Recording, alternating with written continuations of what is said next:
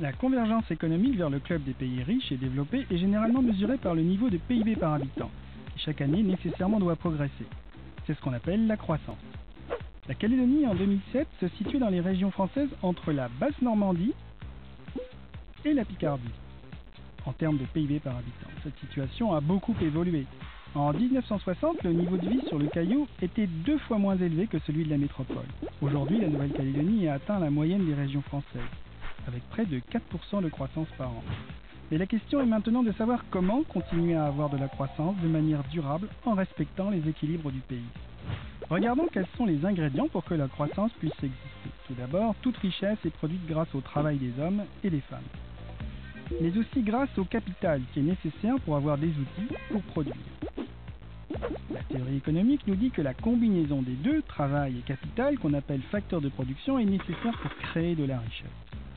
Mais elle nous dit aussi qu'elle n'est pas suffisante pour avoir de la croissance à long terme, car même si la création de valeur sert à accumuler du capital comme nous l'avons vu, il faut, pour rendre la croissance durable, avoir quelque chose de plus.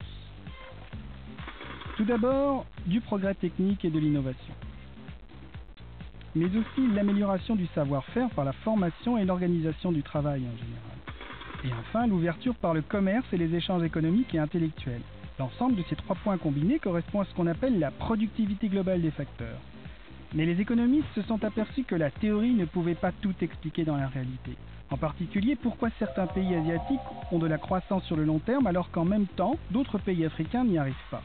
Au-delà des contraintes géoclimatiques, accès à la mer qui facilite le commerce, déserts, catastrophes naturelles fréquentes, la réponse est donnée en ajoutant 4 conditions supplémentaires. Il faut tout d'abord assurer le bon fonctionnement des marchés, améliorer le degré de concurrence, c'est-à-dire l'absence de monopole, éviter les distorsions introduites par l'intervention des institutions et la corruption. Ensuite, avoir de la stabilité politique, éviter les guerres, coups d'État ou simplement alternance entre partis politiques trop fréquentes. Ensuite, assurer la stabilité, les grands équilibres économiques, en particulier les prix. Et enfin, disposer d'un capital humain de qualité, c'est-à-dire de conditions de vie, d'espérance de vie et d'éducation. Enfin, même si toutes ces conditions sont réunies, pour avoir une croissance à long terme, il faut impérativement assurer un développement qui respecte l'environnement de vie. Mais ça, c'est une autre histoire.